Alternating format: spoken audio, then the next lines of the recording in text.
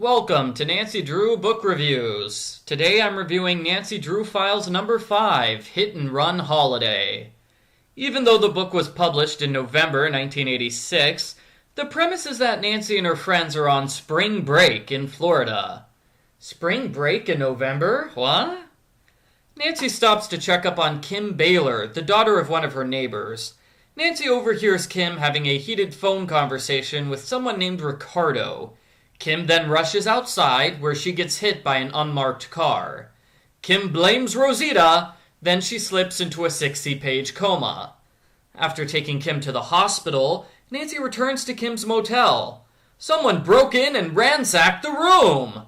Amid the mess, Nancy finds some things that indicate a second person lives with Kim. She also finds a photo strip of Kim with a Hispanic woman, presumably Rosita. Nancy's search is interrupted when someone breaks into the room. Including Nancy, that makes 3 intruders in 5 minutes. Wow, Kim does not live in a safe neighborhood. Nancy hides in the closet while the intruder steals a few things. Later on the beach, Nancy sees the intruder again. His name is Ricardo, and he is a lifeguard. Nancy asks him about Kim, but he gets angry and refuses to say anything. Out of spite, Ricardo purposely lets Nancy step on a jellyfish. That's kind of a weird way to injure someone. Here, I'm going to trick you into stepping on my strategically placed jellyfish. Also on the beach, Bess is flirting with Dirk Bowman, a hunky blonde with horrible taste in swimwear. Dirk works for a boating company that takes people to a nearby island for nighttime parties. The instant Nancy mentions Kim, Dirk attaches himself to her and begs her to meet with him so they can discuss the case. Nancy and Dirk set a date, and Bess is definitely unhappy Nancy stole her romantic interest. Dirk takes Nancy to Party Island the next day, but they make no progress in the investigation. Nancy sees Ricardo moments before she is almost killed in a windsurfing accident. It's starting to sound like Party Island is badly named. Either way, Ricardo is now Nancy's prime suspect. The owner of Party Island is Lila Templeton. Her family bought the island and party business with the proceeds from their orange farms. Bess and George accept Lila's invitation to visit Party Island that night, but since Nancy has seen the movie Pinocchio, she decides to pass. Instead, Nancy tracks down the Hispanic woman in Kim's picture. Her name is Maria, and Nancy can only half understand her since Maria speaks Spanish. The book takes a surprisingly serious turn at this point as Maria tells her story. She is an illegal immigrant from an unnamed country which I like to call Cuba. The Cubans pay a lot of money to be smuggled into America, but when they arrive, they are forced to work as slaves on a farm. The worst part is that they can't go to the police for fear of deportation. The slave traders arrive and knock Nancy out. When she wakes up, she's tied to a support beam on the dock. The tide is coming in, and she's going to drown soon.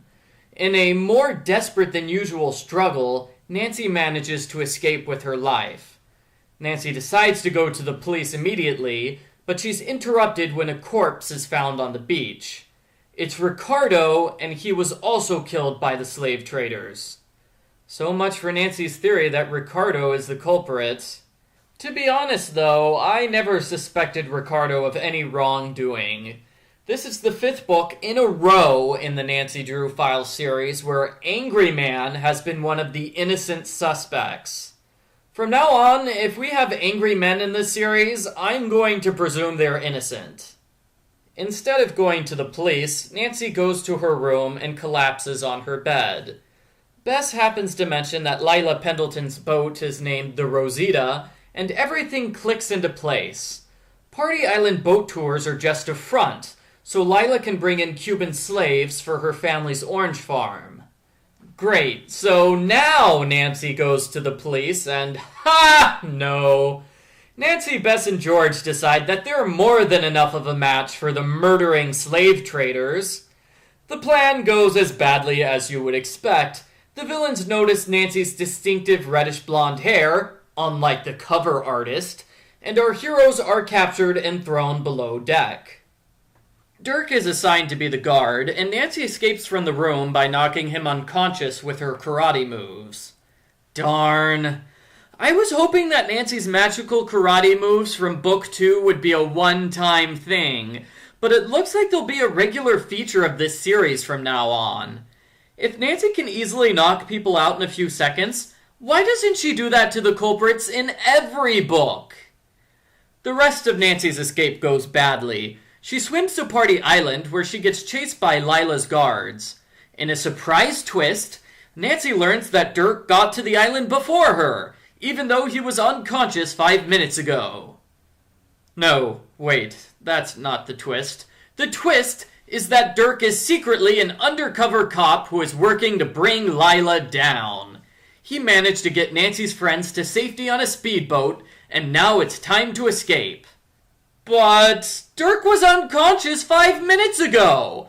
How did he have the time to do all of this and still arrive on the island before Nancy? Nancy drives the speedboat to shore while the villains give chase. She escapes by running full speed at a sandbar. The speedboat goes flying through the air to safety while the villain's boat gets trapped. In the end, Kim returns to full health and Maria becomes an American citizen. Dirk visits Nancy before she leaves Florida. Logically, he should be mad because Nancy is an irresponsible teenager who ruined his investigation and blew his cover, but he's actually happy about that. He kisses Nancy twice before she reminds him that she has a boyfriend. She doesn't remember that she has a boyfriend. I'm just joking again. She reminds him that they abandoned a bunch of people on Party Island. The end. Post-book follow-up. The first third to half of this book is somewhat weak. Nancy's investigation makes very little progress, and it feels like all she does is wander across random tangents. For example, she doesn't look into Ricardo, who is her only suspect. Instead, she focuses on Dirk and Lila, who have no apparent connection to the attempted murder. The turning point of the book is the introduction of the slave trade plotline. I never expected to see human trafficking come up in a Nancy Drew book, and the topic is handled quite well. It provided what was lacking in the first half of the book, an emotional connection between Nancy and the case. It helps that the storyline becomes more focused at this point, too. The quality of the escape scenes varies a bit too much for my taste, but they're fine overall.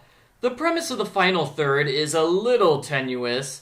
Nancy should have contacted the police like she originally planned to do, instead of charging into a dangerous situation where she once again gets captured and has to escape.